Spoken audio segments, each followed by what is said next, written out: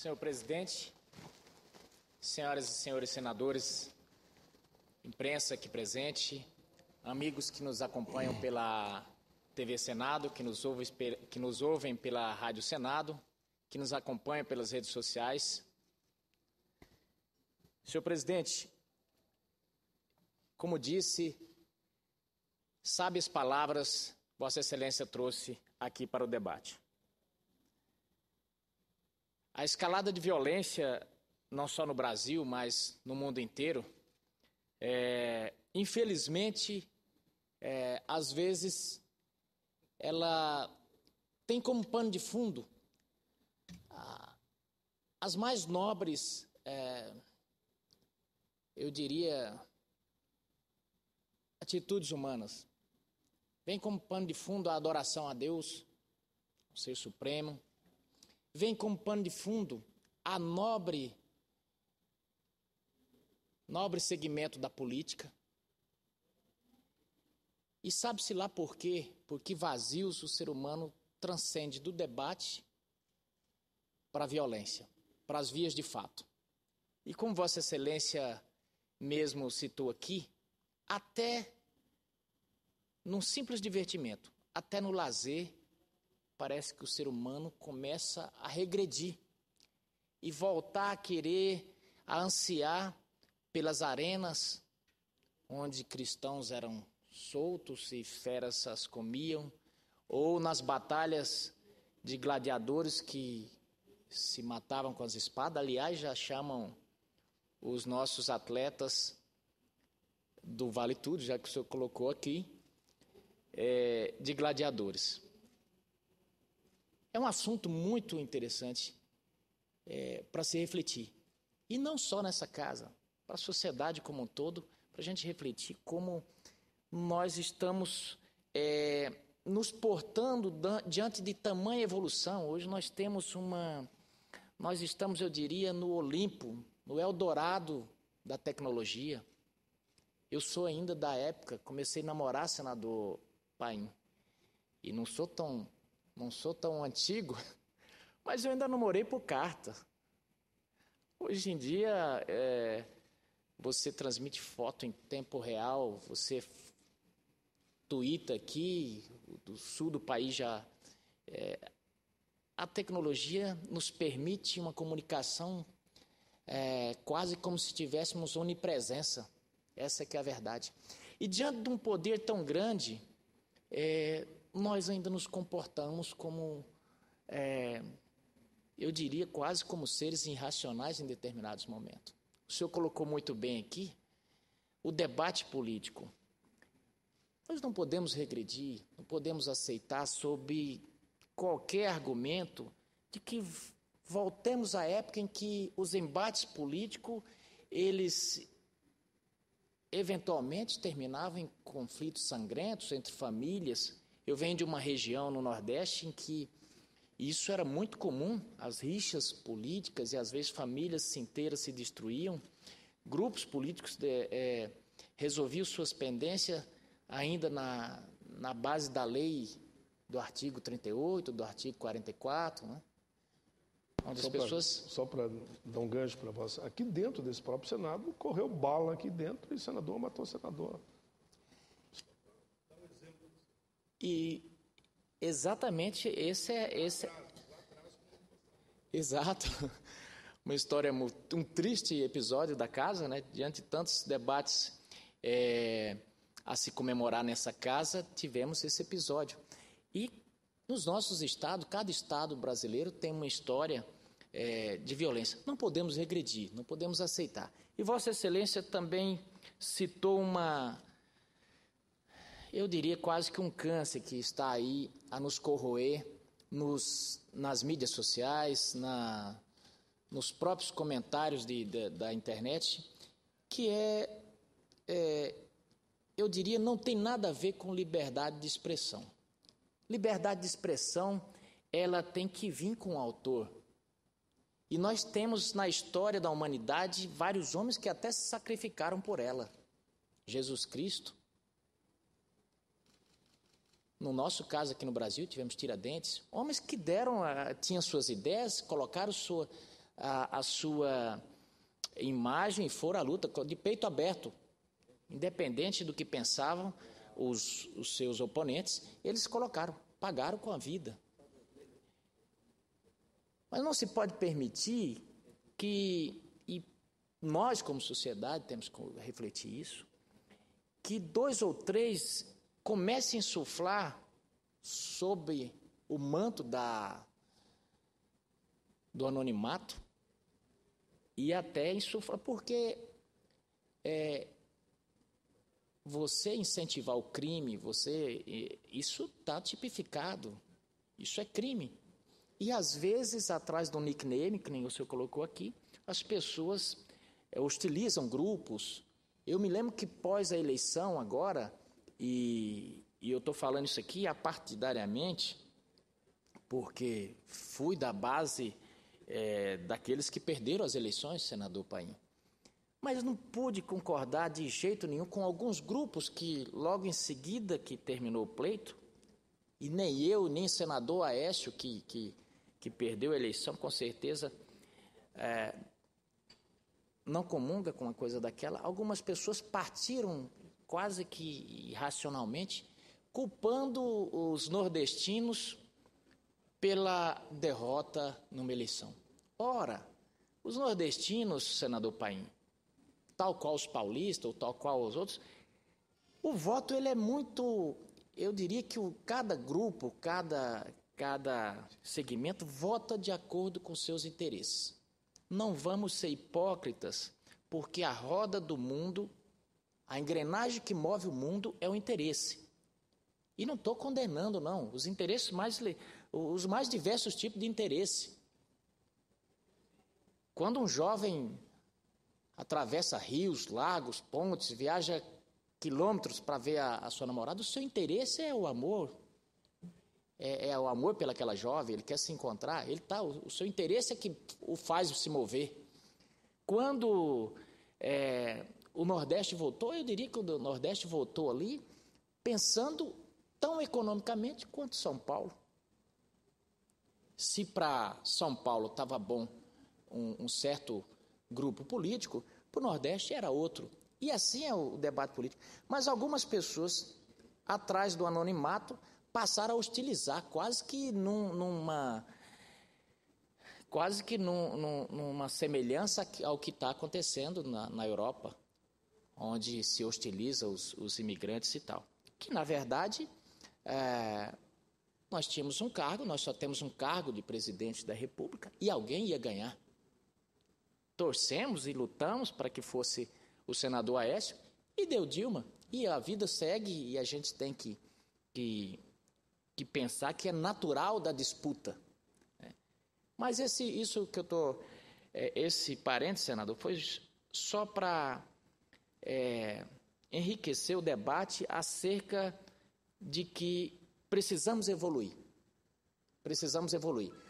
Eu penso que as condutas humanas elas estão inversamente proporcionais em termos de evolução com a tecnologia e com o avanço das comunicações. Mas o senhor tocou acerca da violência aqui, senador Paim, e o senhor deu um dado muito interessante acerca da violência, dos homicídios, do que acontece no nosso país. E eu vou levantar mais um tema aqui para casa e para a sociedade iniciar o debate. Se trata da violência no trânsito.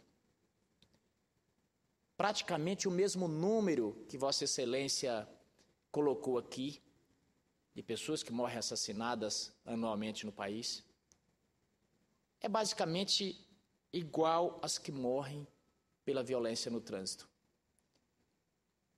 Como todos sabem, trabalhei por 20 anos na Polícia Rodoviária Federal e presenciei inúmeras tragédias, inúmeros acidentes, pelos mais diversos motivos, mas a maioria deles por condutas inadequadas na condução de veículos.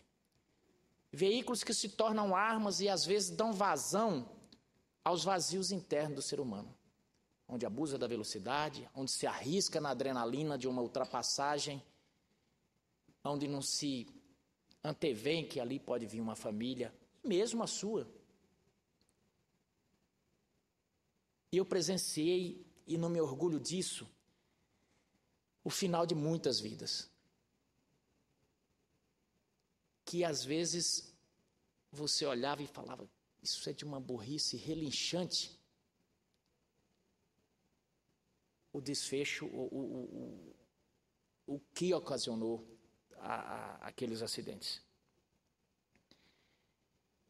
E, senador Paim, diante disso, cabe ao Estado também regular isso. E o Estado brasileiro bem regula. Nós temos um dos códigos de trânsito, uma das leis mais modernas do mundo, em termos de regulamentação na área de trânsito. Mas os acidentes continuam acontecendo. E os prejuízos para o Estado, e eu digo o Estado brasileiro nas suas 3 esferas, União, Estados e municípios, eles são imensos. Hoje, a demanda pela saúde já não é suportada pelos municípios, nem pelo Estado e mesmo pela União, onde já existe uma verdadeira judicialização da saúde, onde já existe filas de liminares.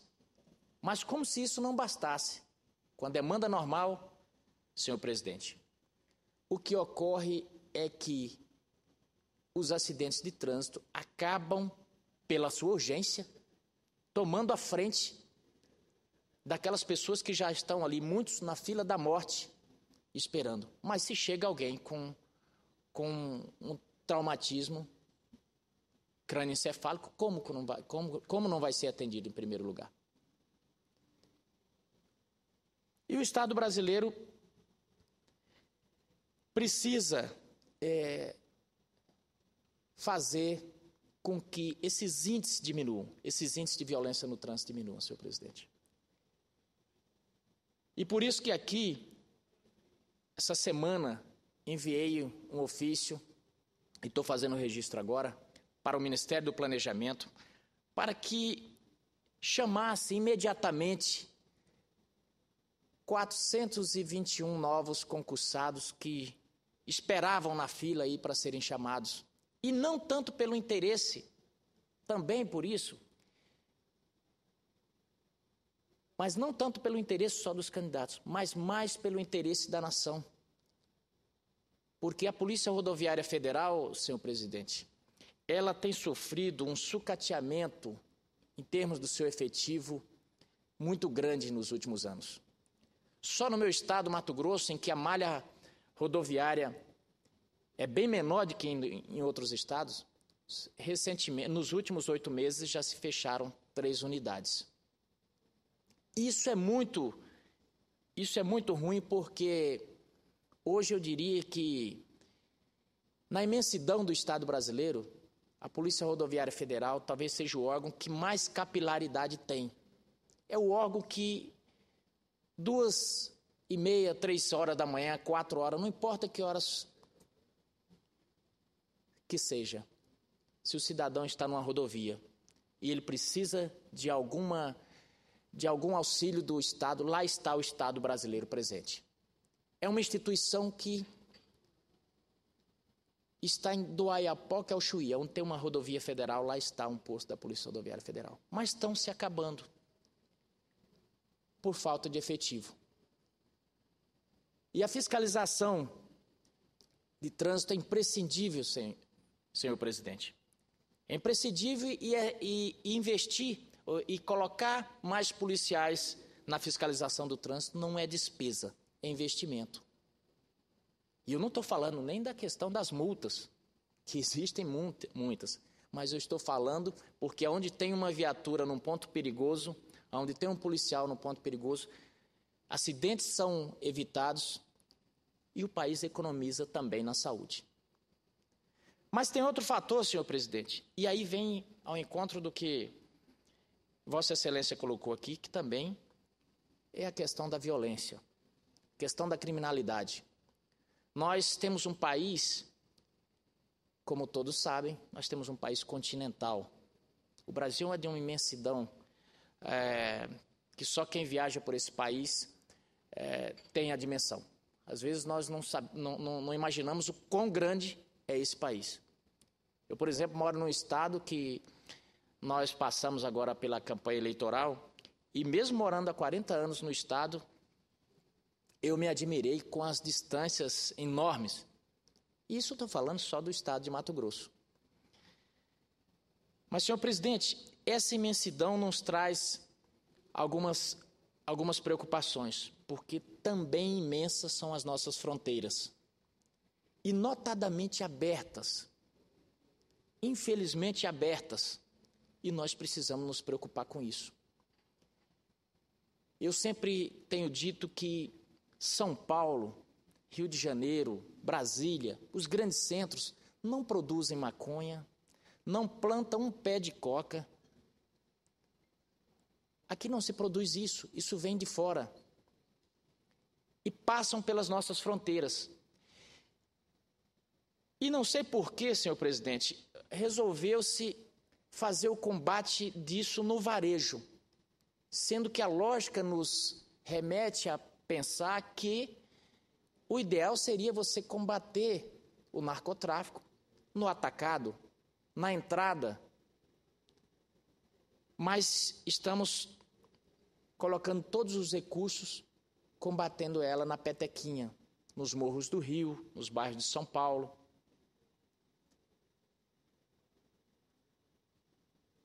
De forma que nós temos um outro problema, senhor presidente. Nessas fronteiras nós temos a nossa população humilde, que ali ficam. E eu recentemente tive a informação de que isso já acontecia há algum tempo, mas que os narcotraficantes estão usando das pessoas simples, e em alguns casos até pressionando-as a fazer parte dessa engrenagem do crime, desse conjunto. As pessoas simples que moram próximo à fronteira começam a trabalhar como mulas, muitas delas cooptadas pelo crime, às vezes pelas dificuldades, são, vamos dizer assim, abduzidas. E nós precisamos enfrentar esse problema. Fronteira de Mato Grosso, por exemplo, só de Mato Grosso, são 900 quilômetros de fronteira seca, aberta, onde entram armas, onde entram produtos os mais diversos produtos, maconha, cocaína, os narcotráficos. Um prejuízo imenso em termos de vida e aí também deságua na saúde. Porque toda criminalidade acaba gerando um problema na saúde. E aí volta a dizer que todos os estados hoje padecem com o problema da saúde. Virar secretário de saúde hoje, senador Paim, seja do município ou seja do estado, é uma tarefa difícil. Eu recentemente, ao cumprimentar o secretário de saúde do estado de Mato Grosso, até brinquei com ele, falei, aqui está um preso em potencial. Porque as demandas são muitas e os recursos são poucos. E o ordenador de despesa, muitas vezes, não tem como pagar. E não existe bom pagador sem ter dinheiro. E além das demandas normais da saúde, vem o da criminalidade, que as pessoas feridas a bala vão para onde? Deságua na saúde. Os do trânsito, na saúde. E aí surge outro problema, a judicialização da saúde. Senhor presidente, se o senhor for secretário de saúde hoje, tenha o senhor dinheiro em conta ou não para pagar. Se vier uma ordem judicial, o senhor tem que cumprir. E se não cumprir, corre o risco de responder por improbidade ou inclusive ser preso. E diante disso surgiu um outro problema. Já que é obrigatório que o secretário cumpra, começaram as máfias no país inteiro, senhor presidente. Talvez seja a primeira vez que isso esteja sendo denunciado aqui na tribuna do Senado, é que algumas quadrilhas começaram a fazer o seguinte. Bom, se eu recebo pelo SUS, eles fazem o seguinte raciocínio. Se eu receber pelo SUS sobre uma cirurgia, eu recebo um percentual pequeno.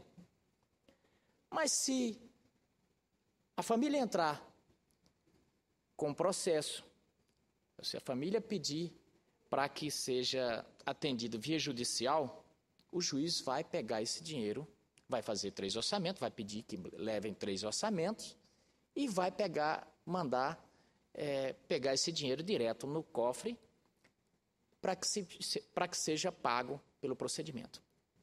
E pelo menos no estado de Mato Grosso, senhor presidente, nós temos casos de vamos dizer assim, superfatura, majoração dos preços na ordem de até 1.000%. Uma cirurgia que custaria R$5.000 no SUS, isso aí passa para 100, 200, 300 mil. Uma cirurgia de peito aberto, uma cirurgia de crânio, passa para valores exorbitantes.